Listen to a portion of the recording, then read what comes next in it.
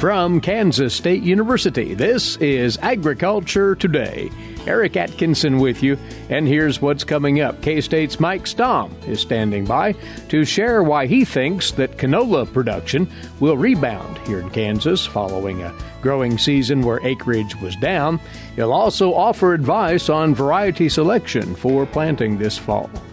Then from the Washburn University School of Law, Roger McEowen is back, this time taking up two recent court rulings, the DACA decision by the U.S. Supreme Court and its significance to you agricultural producers, and a ruling in favor of the EPA in the registration of a particular soybean herbicide.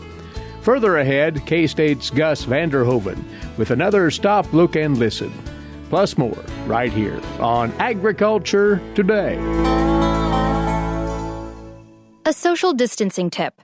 Putting distance between yourself and others is critical to slowing the spread of coronavirus. So here are ways to stay in contact without the physical contact part. Call, send a text, set up a video conference, post on social media, dedicate a song on the radio. If you have symptoms of fever, dry cough, and shortness of breath, call your healthcare provider before going to their office. For more info, visit coronavirus.gov. Let's all do our part, because we're all #alone together. Brought to you by the Ad Council. Welcome once again to Agriculture Today. Glad to have you tuned in. For this first segment, we'll commit time to canola production in Kansas. As joining us once more is canola agronomist here at Kansas State University, Mike Stamm. What we'd like to do is review the growing season just passed for this oilseed crop and talk about its outlook here in the state of Kansas and surrounding states and some of the things that are coming down the pipe that lend some optimism for that. How would you sum up, Mike, this growing season that just finished up here with harvest in the early part of the summer? The crop, in a general sense, you say, got off to an auspicious start. Yeah, last fall was one of the more challenging years we've had for establishment because in some parts of the state it was really dry and we waited and waited and waited to get a rain to plant the crop. And those rains eventually came, but it was October, and that delayed emergence of the crop, and so it was small. And then, as you might remember, we had a pretty cold October and November last year, and so some of those acres unfortunately froze out. And on the other side of the spectrum, we had areas where it was too wet and we couldn't get in to plant on time, and kind of the same occurrence. The crop was too small for the cold temperatures that we had in October and November, and it froze out. But for those of us that were lucky enough to get a good stand, I think overall I would classify the year as probably average, just slightly above. I think for the most part, the growers that harvested some canola were pretty pleased with those yields. For our variety trials across the state of Kansas, we had 3 locations that were harvested, and our average was around 36 bushel to the acre, which isn't a bad yield. In my opinion, I'd like to see it a little bit higher. I'd like to see it in the 40s if possible, but like I said, last fall kind of set the stage for a little tougher year. And must note that acreage planted to canola this past year, well, it's down considerably from what we saw here, 4 or 5 years ago. Mike, what's the factor that's leading to that? I think if you talk to growers, their number one concern probably right now is the commodity price. We grow canola in a part of the U.S. where we're not close to a major market, and so the basis does hurt our price somewhat.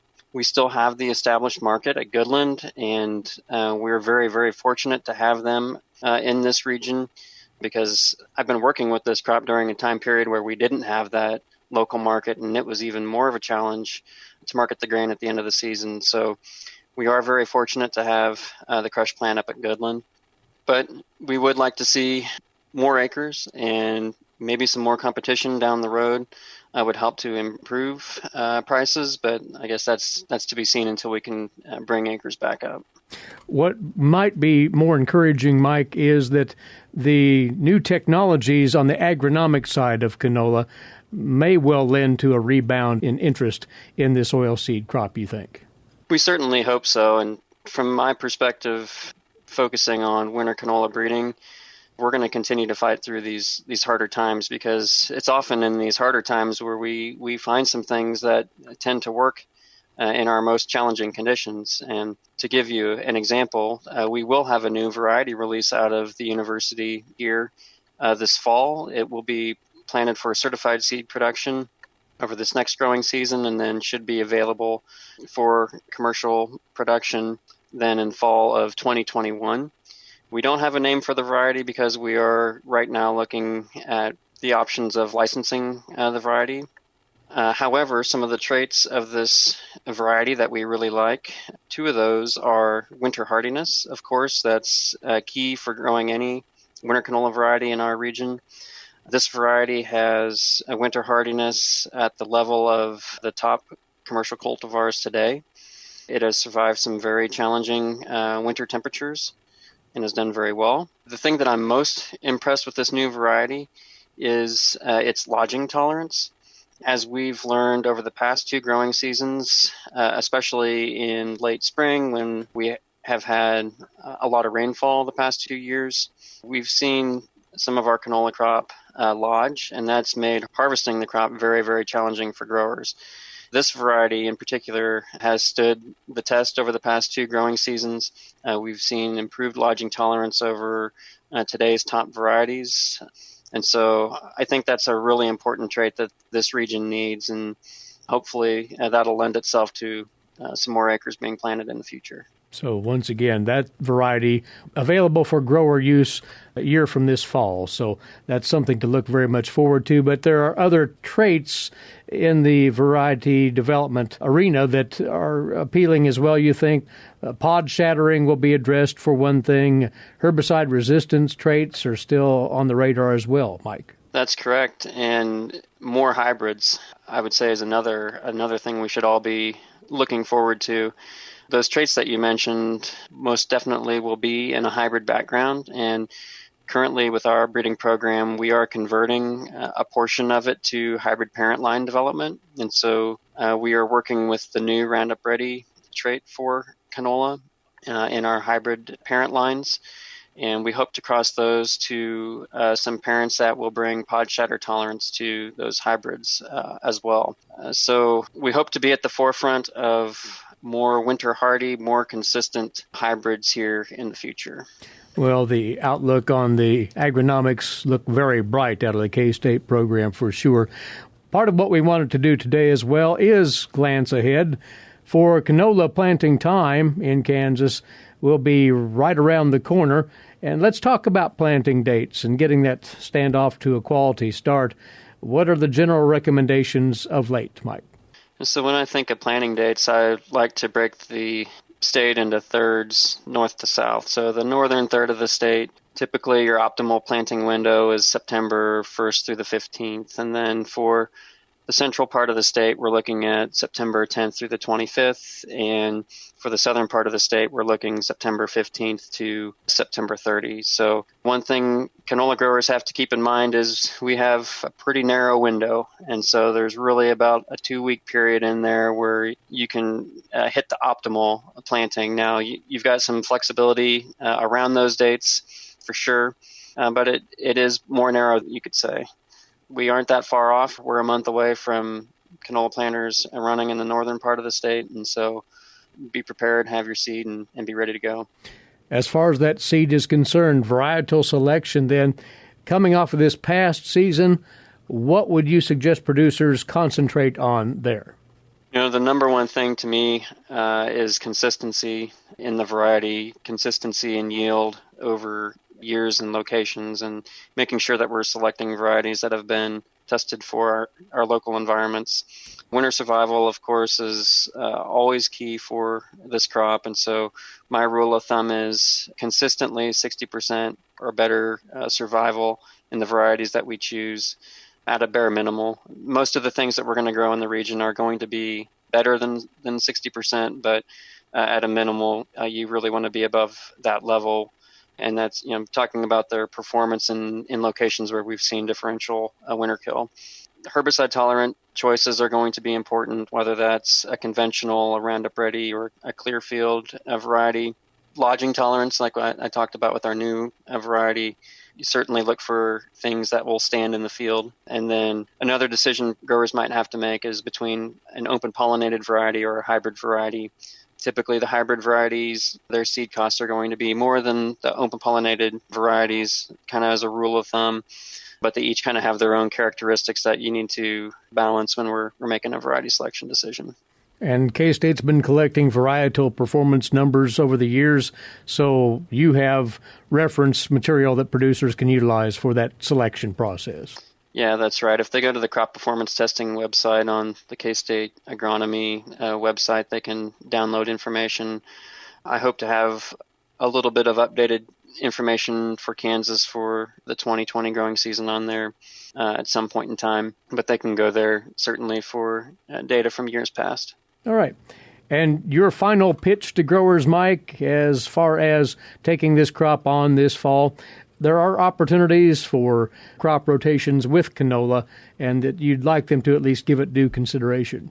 Yes, I certainly think so. I mean, the benefits of canola in a rotation remain no matter what the commodity price is.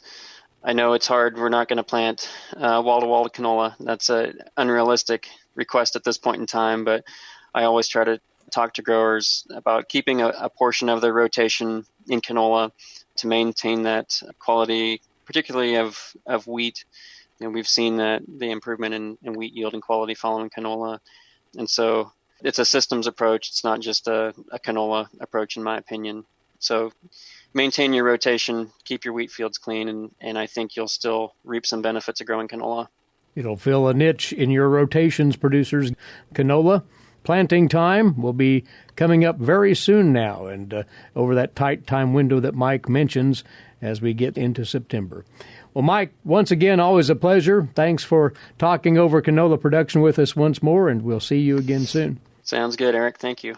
From K-State's Department of Agronomy, canola breeder, Mike Stamm with us on this part of Agriculture Today. After this break, another session on the latest from the agricultural law scene. Next, here on the K-State Radio Network. Legal and financial concerns surround the day-to-day management of the agricultural industry. Producers, ag creditors, and USDA agencies rely on Kansas Agricultural Mediation Services. If you've received an adverse decision from the USDA or have an ag credit concern, call today, 800-321-3276, or visit us online, Kansas Agricultural Mediation Services, exploring options, generating solutions. Agriculture Today continues now, and welcoming back in a professor of agricultural law and taxation out of the Washburn University School of Law, Roger McEowen, for his regular visit with us on developments in the agricultural law and taxation fields. And we've two court decisions that you want to share information about with us today, Roger. And one is out of the U.S. Supreme Court. It was a critical ruling, you say, on the Deferred Action for Childhood Arrivals provision, also called DACA for short, and that has been very much at the epicenter of considerable discussion in recent times. And moreover, the question will arise, what does this have to do with agriculture? So please clarify, if you would. Well, that's a great question, Eric, and I think it has a great deal to do with agriculture, but not for the reasons people probably think of when they hear us talk about that case. What I'm concerned about is the impact on administrative law and the Administrative Procedures Act, because that really is what's involved in this case.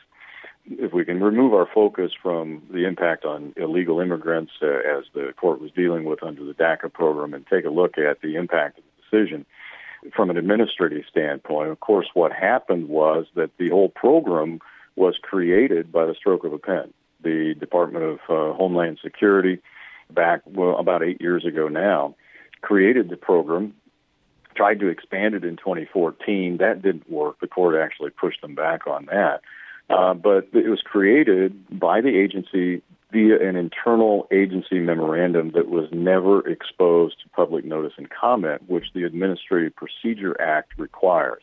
When what that law says, that was enacted back in the 1940s, is anytime a federal agency creates a rule that's going to be imposed against people with the force of law, You have to publish that proposed rule under a notice and comment procedure, give the public a chance to get notice of it, comment on it at a hearing, have the public hearing before a final rule is made that will actually be imposed. None of that was done when the program was created. So President Trump comes along after getting an opinion from the Attorney General. The Attorney General of the United States said, yeah, it's illegal because it was not promulgated correctly, so the administration told DHS, revoke it. Take it off. We got to start over again because that's an illegal rule. It was not adopted properly. And so that's what they did. They reversed course. Same agency that created it by internal memo wanted to remove it by an internal memo. And the Supreme Court said, nope, you can't do that. You have to go through the Administrative Procedures Act. At least the majority on the court said that in a 5-4 opinion. That's pretty strange, and it's troubling. And it's troubling to us in agriculture because now we've got an administrative agency that creates a rule by its own internal agency memorandum, never published it for notice and comment, and now the court said you can't revoke it in the same manner. You have to go through public and notice procedures to revoke that rule. That's the problem that I think we have to pay attention to in agriculture. So standard has been set here with this ruling, and you might elaborate on how that might directly apply to situations affecting farmers and ranchers. For instance, actions taken by the USDA, you say, could very well be affected by this. Right. Farmers and ranchers often deal with rules developed by federal as well as state administrative agencies. And when those rules, as I said, involve substantive rights or are applied against people with the force of law, they become subject to the notice and comment requirements of the APA.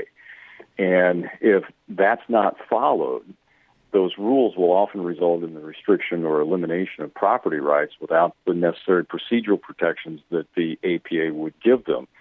And the USDA historically has had a lot of trouble. They've been notoriously poor at complying with the APA.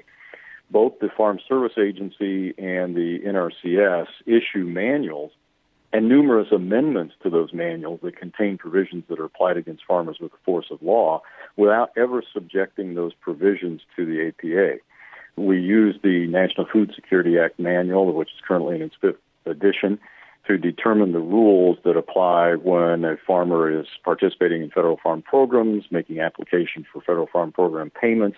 That's the key book. And if you're an attorney that advises farmers this way, or CPAs, or other tax or estate planning counselors, even financial advisors, I always suggest you need that manual in your office because that's the book that has all the rules.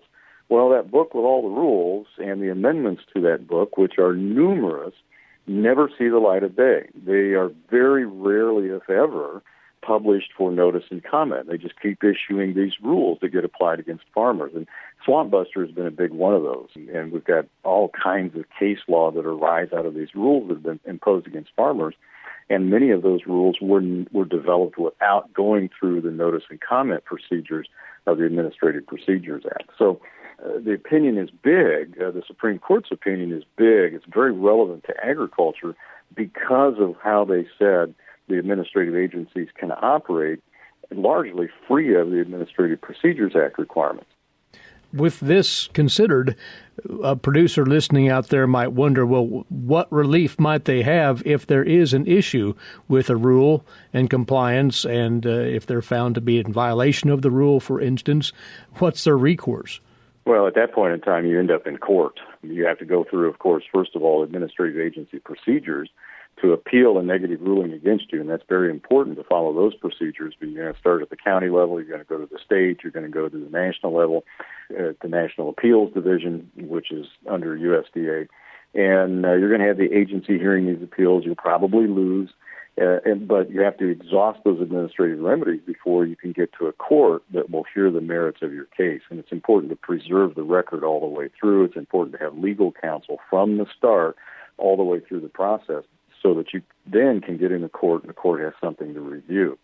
But that's what you're faced with at that point in time. But the point here is, if agencies are allowed to develop these rules without going through the APA, you don't have your opportunity at that point in time, while there's still proposed rules, to comment on it, appear at a hearing, submit written commentary, for the agency to consider before they adopt the final rules that will actually be imposed against farmers and ranchers' conduct.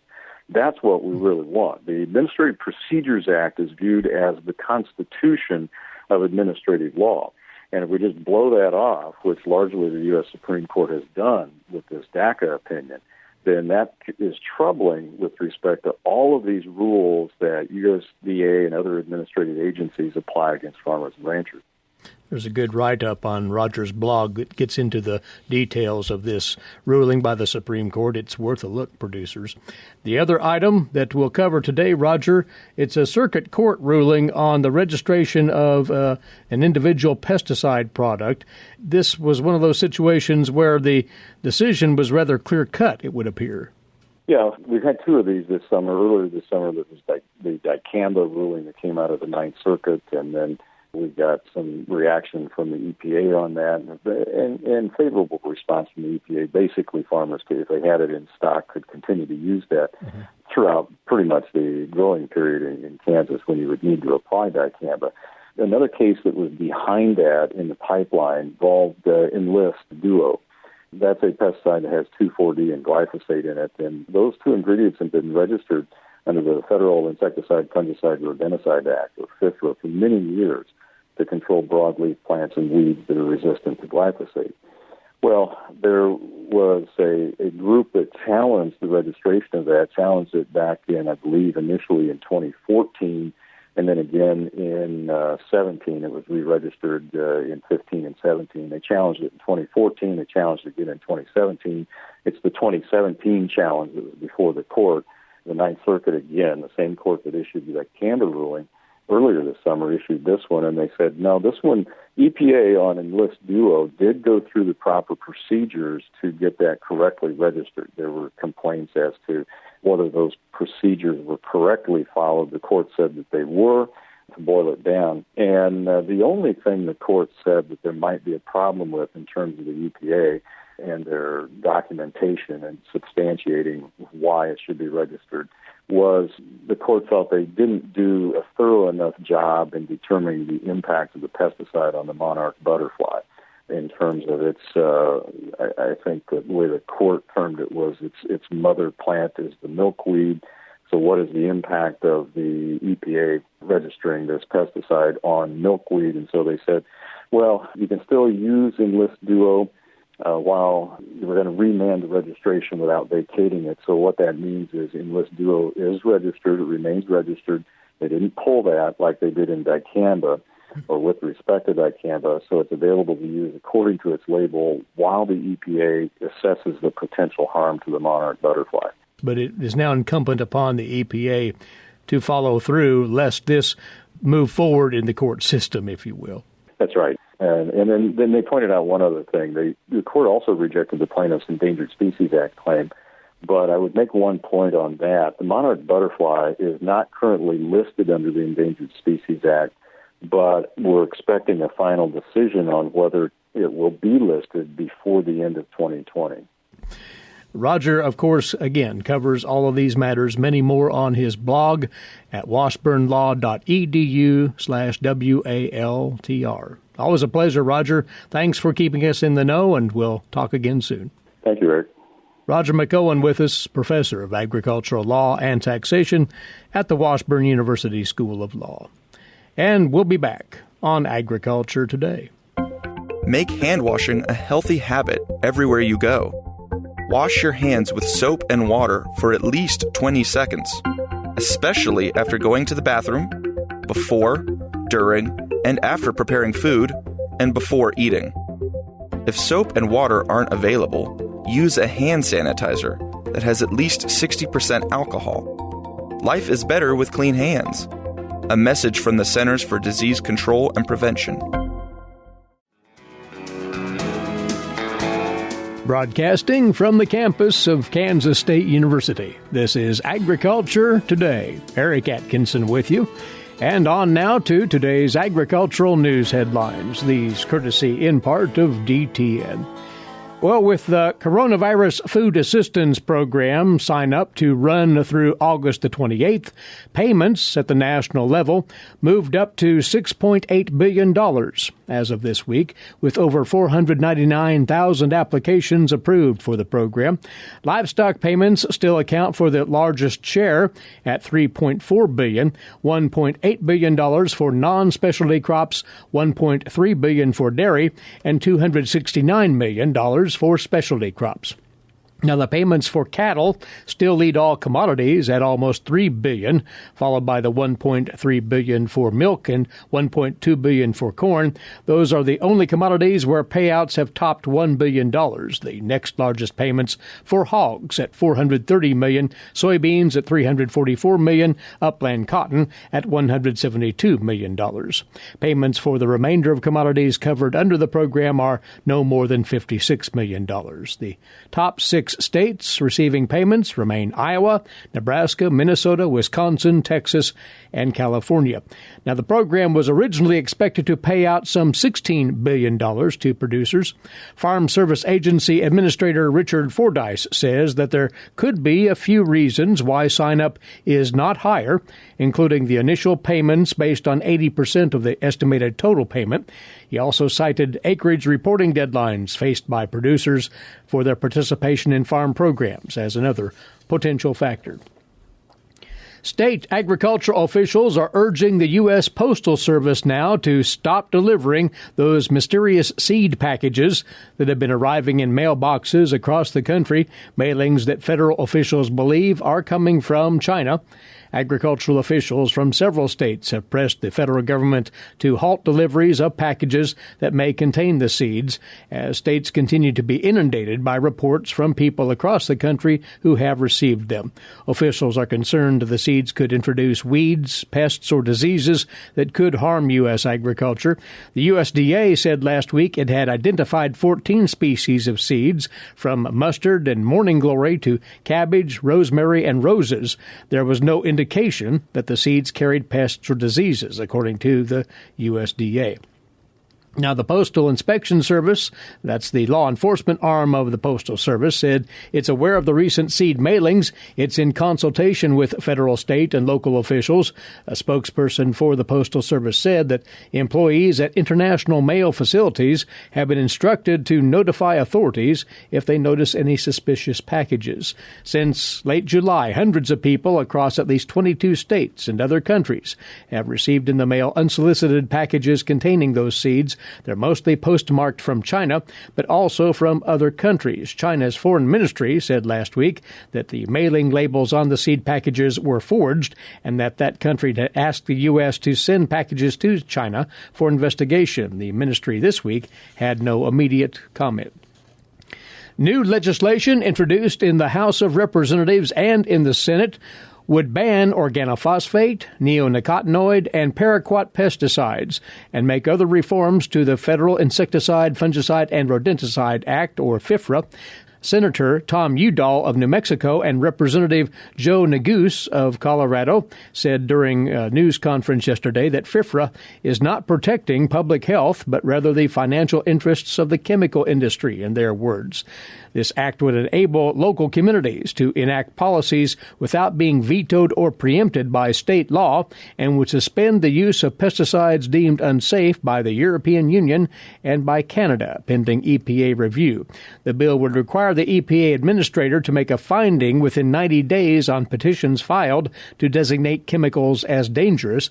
If the administrator would fail to make a finding on a petition by the date required, the active ingredient or pesticide product that would be the subject of the petition would be deemed to be a dangerous pesticide, as the bill reads.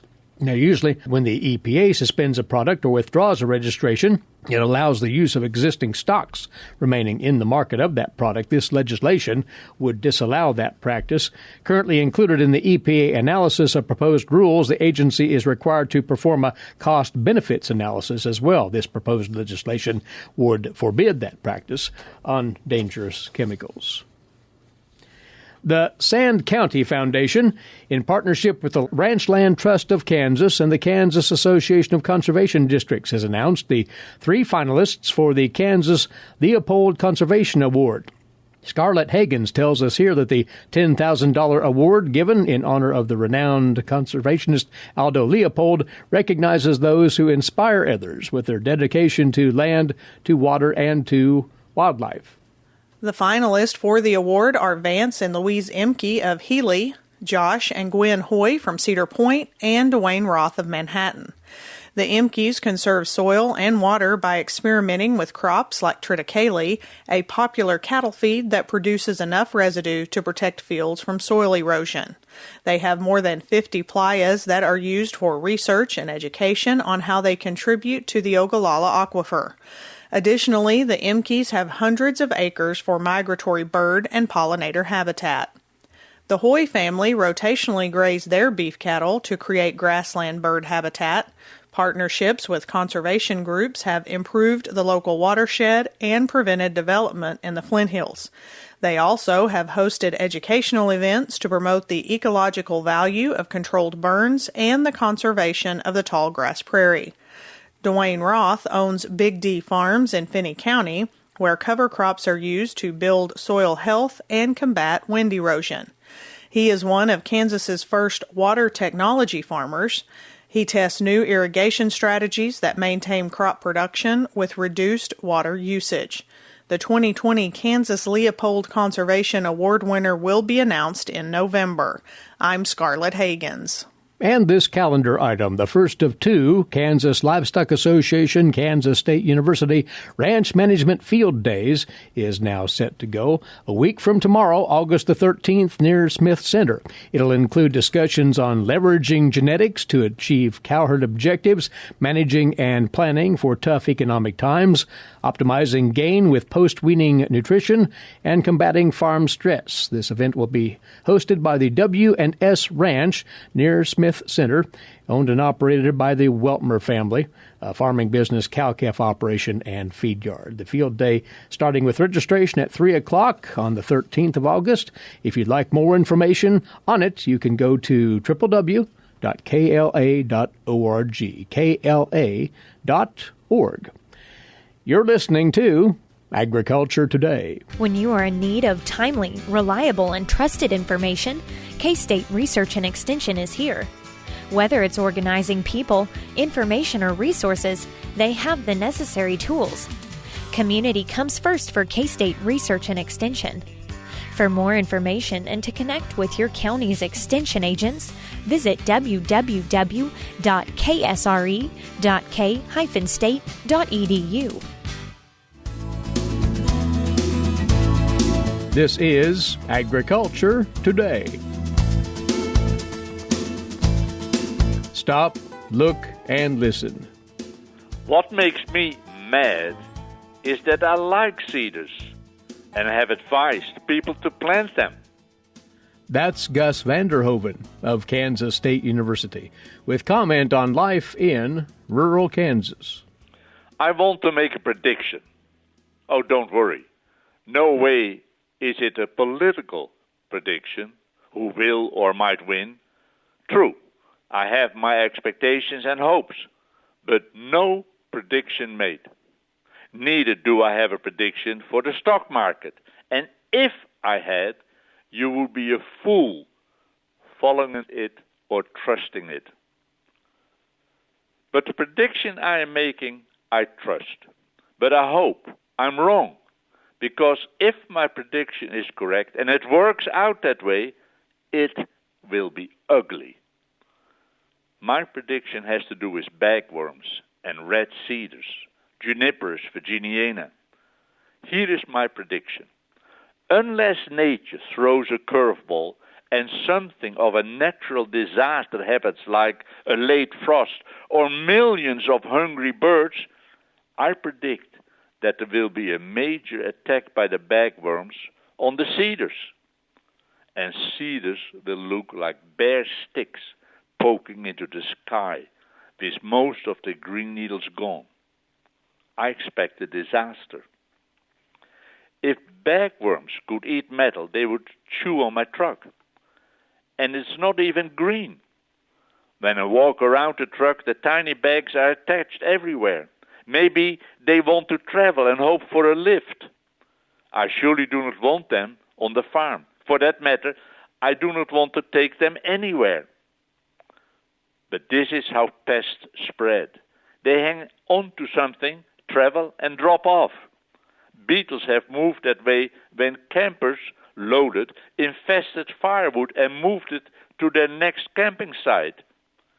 If they did not burn all the logs they brought, they might have left an infested log behind and taken others with them several hundred miles during that trek. I watched a bagworm sliding down on a thin thread hanging from the locust trees shading our deck. As I watched the bag, it sank lower and lower, down to the earth. If there had been a breeze, the bag would have been swaying, hoping to get caught by another tree. It doesn't have to be a cedar. Right now, they're attaching themselves to anything. They're hanging on the eaves.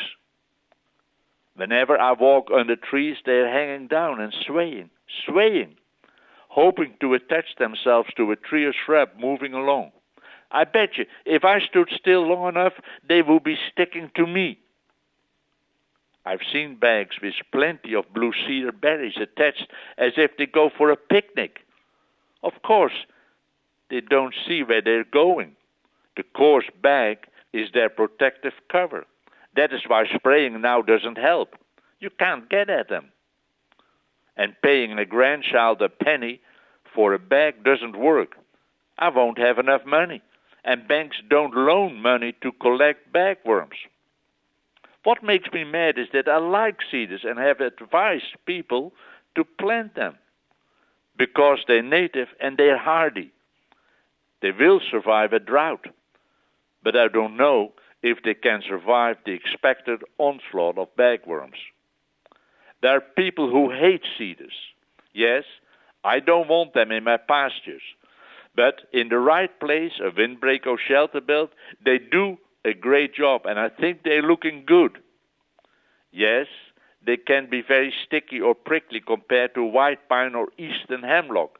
Both trees are loved and planted on our property when living east near Blacksburg, Virginia. But neither of them are native to Kansas. We have a tough climate. Jason Griffin and Tim McDonald, both colleagues, wrote a publication, Conifer Trees for Kansas. I have a copy, and at times like these I pull it out and read it again. They concentrate on evergreens for ornamental purposes. They list beautiful trees, and to be successful, they divide our state in 6 growing regions: the Northeast, Southeast, North Central, South Central, Northwest, and Southwest. Of course, the further west we go, the more careful we have to be. It's a very helpful publication, but they are ornamental trees. And just as a side note, do not forget to look at your soil in which you plant your ornamental evergreens. As an example, the southern white pine, which is better adapted than the eastern white pine, does not do well in heavy clay soils. I see the red cedar as a native, just like the Scots pine is native to Scotland. I've walked in Scotland's pine forest. They're magnificent. And that is how I want to experience our red cedar. I cannot afford hundreds of ornamental evergreens to create a forest experience, not even for a windbreak. It's the native you want. On the farm, I have several draws, totally closed in by cedars, grown big, tall, and at the edges like sitting hens. I love to get in there in the winter and at times crawl under the low, dead branches over the thick mat of needles. Across the head of the draw are narrow cattle trails. I look for sheds and wonder about places I otherwise would not penetrate to look except for lost cows. I'm still looking for a halter one of the horses lost many years ago. It's probably hanging on a branch where it got caught and was pulled off. But back to the bagworms, which are hanging everywhere. I know the cedars will survive. That is nature. There's always to swing back to balance. But one thing is for sure. I don't spray. Gus Vander Hoeven of Kansas State University with his weekly commentary on life in rural Kansas, featured every Wednesday right here. Our time's away for today. As we go, remember our podcast service, agtoday.net, agtoday.net. In the meantime, please rejoin us right here tomorrow, won't you? Until then, Eric Atkinson for Agriculture Today. This is the K-State Radio Network.